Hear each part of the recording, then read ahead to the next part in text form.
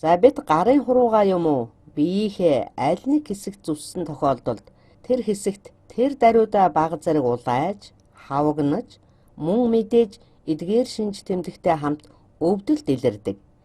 Эдгээр шинж тэмдгүүдийг бүхэлд нь бид өрөвслийн хариу урвал эсвэл өрөвсөл явагдаж байна гэж нэрлэнэ. Орчин үеийн анагаах ухааны хөгжилтэй холбоотойгоор хүмүүс өрөвслийн шинж тэмдгийг ангилах тал дээр илүү анхаарал хандуулах болсон. Гэхдээ ямар төрлийн өрөвслийн хариу урвал явагдаж байна? Эсвэл ямар төрлийн өрөвслийн хариу урвал өрнөж байгаад ямар ч ялгаа байхгүй. Тэгэхээр би энэ удаагийн видео хичээлээр энэхүү өрөвслийг үүсгэж буй шалтгаануудыг тайлбарлая. Эдгээр шинж тэмдгийг макро шинж тэмдэг гинэ. Яг эсийн төвшөнд ямар урвал болох вэ? Үнэн дээр өрөвслийн хариу урвал гэдэг бол бидний дархлын тогтолцооны дайны ангатагч талбар гэж хэлж болно. Бидний өвөрмөц бус буюу анхны энгийн хамгаалалт бол бидний арьс, арьсны гадарга дээрх шингэн, саласт бүрхүүл юм. Харин өрөвслийн хариу урвал гэдэг бол өрөвслийг үүсгэх хүчин зүйлс, эдгээр хамгаалалтыг давсны дараа болдог үйл явц юм. Жишээ нь бид хадаасаар гараа хатгачихлаа гэж бодъё. Тэнд зарим төрлийн нян, вирус тэр арьс салстын гэмтсэн хэсгээр орж ирнэ. За энэ бол дайны талбар, ялангуяа ангатагч талбар гэж хэлж болно. Өрөвслийн хариу урвалын үед дархлааны урвал яаж өрнөдгийг тайлбарлая. Иммунолог буюу дархлал судлал бол одоо хүртэл бүрэн тайлагдаагүй судалгаа маш идэвхтэй хийгддэг салбар юм. Дархлын тогтолцооны нарийн нийлмэл бүтэц болоод түүнийг явуулдаг нарийн механизмуудыг судлаачид өнөөч судалсаар л байна. Бид ч мөн адил дархлын тогтолцооны талаар их удаан судлах байхаа. Миний ярих гэж байгаа зүйл бол ерөнхий ойлголт. Дөнгөж голлон оролцдог нэгдлүүд яагаад улайдаг, хавгандаг, халуун урагдаг, өвдөлт үүсдэг тухай ерөнхий зүйл ярих болно. Эхлээд арьсны эсийн хөндлөн огтлыг энгийнээр зуръя. Энэ тал нь арьсны эсүүд, харин нөгөө тал нь гадаад орчин. Эдгээр арьсны эсүүдийн дунд бас өөр төрлийн эсүүдийг зуръя. Фагоцит эсүүд болон фагоцитозын үйлдэлийн тухай видео хичээлээс та бүхэн санаж байна уу? Бидний арьсны эсэд фагоцит эсийн нэг төрөл болох сертэнт эс гэж байдаг тухай үзсэн билээ. Эдгээр нь гадаад орчинтой харилцан үйлчлэлцэх магадлалтай хэсэгт илүү ихээр агуулгаддаг.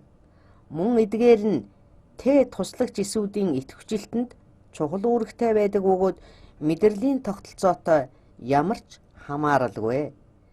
За би энд хэдэн сертэнт эс зуръя. Тэдгээрийг сертэнтэй учраас л сертэнт эс гэж нэрлэсэн юм. Гэхдээ эдгээр нь фагоцит эсүүд бөгөөд гадаад орчинтой харилцан үйлчлэлцэх хэсэгт ойрхон байрлаж, жижиг хэсгүүдийг залгиж, түүнийгээ Т туслагч эсэд илрүүлж өгдөг. Үүний дүнд Т туслагч эс идэвхжиж аюулын дохиог зарладаг байна. За энэ бол хэвийн үйл ажиллагаагаа явуулж байгаа эрүүл эс байна. Энэ гадна тал. Энд байгаа нь эс завсрын шингэн. Эдгээр эсүүдийг тойрсон буюу эсийг агуулж байдаг шингэн гэсэн үг л дээ. Эдгээр эсүүд нь цусны эргэлтийн тогтолцоотой шууд холбогдохгүй. Цуснаас хүчил төрөгч эдийн шингэн рүү нэвчиж эс рүү ордог. Бүх зүйлс хялгасан судсуудтай шууд холбоотой. Хялгасан судснууд нь цусны эргэлтийн тогтолцоонд маш чухал үүрэг гүйцэтгэдэг. За би цусны эргэлтийн тогтолцооны хөндлөн огтлыг зуръя. Мөн эсүүдийг нь бас хамт зуръя. Энэ доор байгаа нь бидний хялгасан судасны ханын эндотелийн эсүүд юм. Эндотелийн эсүүд нь бидний хялгасан судасны ханыг бүтээдэг. За дашрамт хэлэхэд хялгасан судас маань эс завсрын бодистой бодисын солилцоо явуулдаг учраас хан нь маш нэмгэн буюу ганцхан игнээ эсээс тогтдог гэдгийг та бүхэн санаж байгаа үстэй. За энэ сэндвич шиг хоёр талаас нь хавчиж байгаа биш. Энэ бол дундаа хүндийтэй гуурш шүү. Тэгэхээр эдгээр нь судасны ханын эндотелийн эсүүд байх нь. Мэдээж энэ дундуур нь бидний цус урсаж байгаа тул цусны улаан эсүүд байна. Энэ хэсэгт улаан эсүүд хүчилтөрөгчөөр баялаг байна. Энэ хэсгийг артерийн судас гэж үзвэл энд ирээд венийн судас болно. Учир нь энд улаан эсүүд хүчилтөрөгчөө алдаж байна. Мөн мэдээж судасаар цусны цагаан эсүүд ч мөн хамт урсаж байгаа. Гэхдээ улаан эсийг бодвол тооны хувьд цагаас цөөхөн байдаг үлээ. За тэдгээр нь зүрхний тусламжтай шахагдсан цусаар буюу цусны эргэлтийн тогтолцоогоор эргэлдэж байна. Эрүүл буюу хэвийн үед бидний цусны эргэлтийн тогтолцоо болон эс завсрын шингэний хооронд хийн солилцоо явагдаж байдаг. Үүнийг бид дотоод амьсгал гэж бас анатомийнхоо хичээлээр үзснээ санаарай. За мөн эсүүд болон зарим уургийн солилцоо явагддаг. За одоо бид ямар нэг байдлаар гэмтэл үүссэн тохиолдолд юу болохыг үзэх гэж байна. За нэг үхрийн баасанд байсан хадаасанд хатгууллаа гэж бодъё. Хадаас арьсаар нэвтлэн нүх үүсгэн орж ирсэн гэвэл энэ үед юу болох вэ? Тэр хадаасны гадаргуу дээрх үхрийн баасанд олон төрлийн эмгэг төрүүлэгчид, жишээ нь маш олон төрлийн нянгуу дагуулгадана. Би зүгээр ч нэг үхрийн баасыг жишээ болгож яриаггүй юм аа. Учир нь түүнд маш олон төрлийн нян агуулгаддаг учраас л тэр. За хадаас анхдагч хамгаалалт буюу арьсыг нэвтлэн орж ирэнгүүт дараах зүйлс болж өрнөнө. Эдгээр олон тооны нянгууд нь маш хурдцтайгаар эс завсрын шингэнд орж хөвж эхлэнэ. Ингэж орж ирсэн нянгуудтай холбогдсон эсүүд гэмтэх юм уу эсвэл үхнэ. Мөн арьсны зарим эсүүдийг гэмтээж эдгээр нь маш хурдан химийн бодисуудыг ялгаруулна. Тэр ялгарсан химийн бодисууд нь дохиолол дамжуулдаг молекулууд бөгөөд эхлээд эс завсрын шингэнд ялгарна. Эдгээрийг хемокинууд гэж нэрлэнэ. Хемокин гэдэг нь нэг төрлийн дохио дамжуулалтыг явуулж байдаг бага молекул, органик уургууд болон мөн бусад молекулуудын ерөнхий нэр юм. Хемо гэдэг нь хим, кин гэдэг нь кинетик буюу хөдөлгөөн гэсэн үгнээс гаралтай. Энэ бол дохио дамжуулагчид. Тэд хөдөлгөөнд оршдог. Тэгэхээр эдгээр хемокинууд ялгарлаа. Энэ бүхэн маш нарийн нийлмэл механизмтай. Хемокинууд нь маш олон төрөл байдаг. Энд бас шигүү мөхлөгт эсүүд байгаа. Тэр эсүүд бол хадаастай шууд харилцан үйлчилдсэний дүнд итвэхждэг. Мөн бусад эсүүдийн ялгаруулсан хемокинуудын нөлөөгөөрч итвэхждэг байж болох юм. Түүнээс гадна нянгийн өөрийнх нь ялгаруулж буй зарим молекулаар бас итвэхждэг байж болно.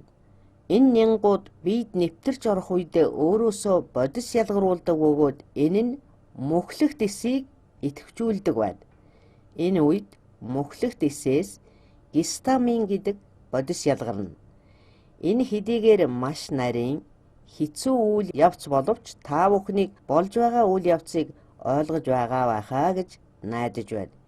Гистамин гэдэг үг нэлээд танил сонсогдож байна уу?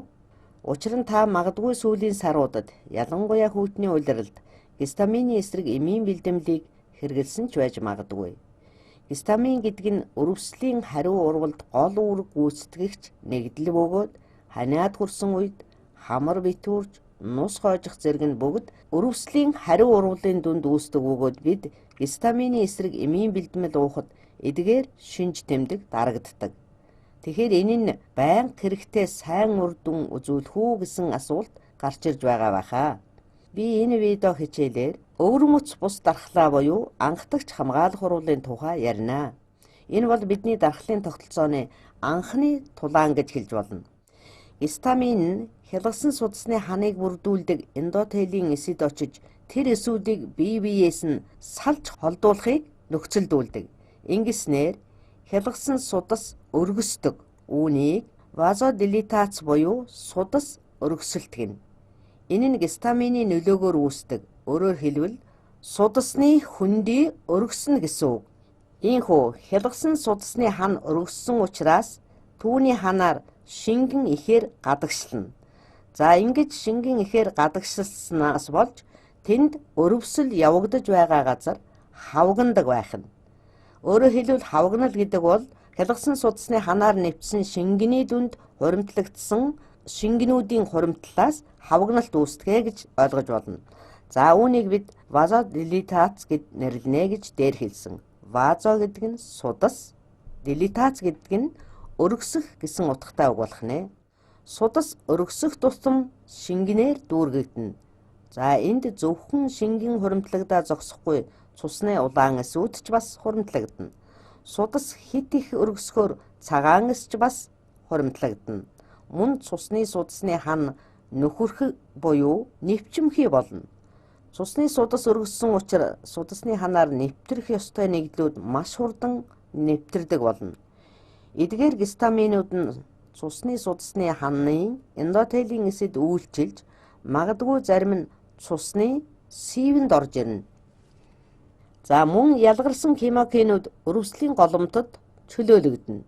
Тэгэхээр ногооноор вирусыг харин хөхөөр хемокинуудыг тэмдэглэе. Эхлээд хүлээн авагчид буюу фагоцитесүүд тэр дундаа цусны цагаан эсийн нэг төрөл болох нейтрофил эсүүд нь хамгийн түрүүн эдгээр хемокин татагдан хариу урвал үзүүлнэ. Хемокин их байгаа газар руу тэд нүүдлэж эхэлнэ.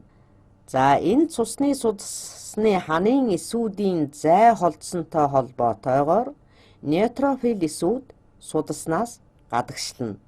Тэд эхлээд судасны хананд цугларч бөөгнөрдөг бөгөөд дараа нь судасны хананд наалдаж ирдэг. Үүнийхээ дараа судасны хананд үүссэн нүхээр гадагш нэвтрэнэ. Үүнийг диафетез буюу экстравазаци гэж нэрлэдэг. Заримдаа үүнийг эмиграц ч гэж нэрлэдэг. Энгийнээр хэлбэл судасны ханаар цусны эсүүд гадагш нэвчин гарах үзэгдэл болно. За нөгөө нейтрофил маань энэ байна. Мэдээж судас өргөсний дараа нейтрофил эсүүд нь хэрэгтэй газараа буюу өрөвслийн голомтод хурж очдог. Тэгэхээр нейтрофил эсүүд нь энд хурж ирээд үүргээ гүйцэтгэнэ. Тэд зарим нянг идэж устган фагоцитозын процесс явуулна. Мөн зарим гэмтсэн эсийн хэсгүүдийг залгидаг. Тийм учраас би анх үүнийг тулдааны талбар буюу дайны талбар гэж хэлсэн шүү дээ. Үүнтэй зэрэгцээд нэг төрлийн фагоцит болох сертэн тэсүүд нь вирусыг залгиж дараа нь өөрийнхөө гадаргуудаар түүнийг илчилж өгдөг. Энд нейтрофил эсүүдэл ирэх юм бишээ. Энэ өрөвслийн голомтод маш олон зүйлс хуримтлагдаж байгаа биз дээ. Энд мөн шингэн хуримтлагдана, мөн В болон Т лимфоцит эсүүд нүүж ирнэ. Тэд мөн л судасны хананд хуримтлагдаад хуйларч диафетез буюу экстравазацид орж судасны ханыг нэвтлэн гарна. Дараа нь тэндээ идэвхжиж өвөрмөц дархлааны хариу урвалыг тэр нян вирусын эсрэг үзүүлдэг. За энэхүү бид анатоми хичээлээр цусны цагаан эс нь биднийг гаднаас орж ирсэн нян вирусээс хамгаалж дархлааны хариу урвалд маш чухал үүрэг гүйцэтгэдэг тухай ойлгож авснаа дахин давтан баттгаж авсан гэдэгт найдаж байна. За энэхүү видео хичээлээр миний үзүүлэх гэсэн хамгийн гол зүйл маань энэ байгаа юм. Өрөвслийн голомт бол түүнд оролцогч талууд ирж тулалддаг үнэхээр дайны талбар болдог. Эхлээд анхдагч өвөрмөц бус хамгаалалт болох арис. Дараа нь өрөвслийн хариу урвалд оролцдог нэгдлүүд үүргээ гүйцэтгэж байгаа биз дээ. Өрөвслийн хариу урвал бол өвөрмөц бус хариу урвал юм. Учир нь өрөвсөл үүсгэгч нь юу ч байсан гэсэн энэ урвал явагдаж байдаг ба нейтрофил гэдэг өвөрмөц бус эс түүнд оролцож байна.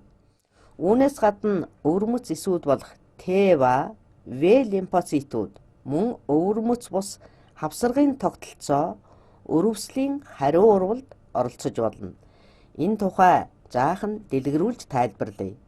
Бидний цуснд хэвийн үедээ идэвхгүй хэлбэрээр урсаж байдаг уургууд их олон байдаг.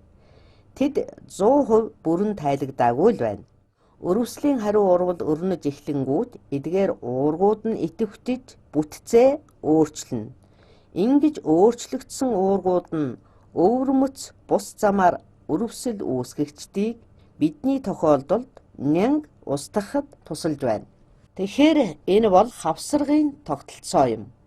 Үнэн дээр бол цусны сивэнгээр урсаад явж байдаг нэг төрлийн уургууд бөгөөд эмгэг төрүүлэгчдийн эсрэг өвөрмөц бус хариу үзүүлж түүнийг устгахад оролцдог. Энэ бүхэнд өрөвслийн голомтод юу болдог талаар нэлээ мэдээлэл өгсөн байхаа гэж найдаж байна.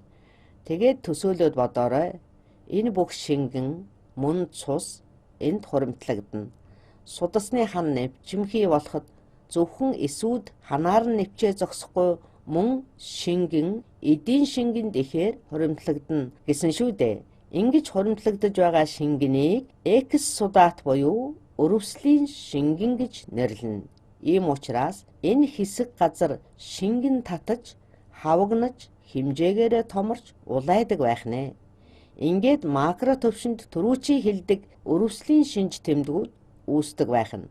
Ийхүү энэ хичээлээр бид гаднаас өрөвсөл үүсгэж ороход бидний бие махбод хэрхэн хариу урвал үзүүлж өөрийгөө хамгаалдаг талаар нэлээд ойлголт авсан байхаа гэдэгт найдаж байна.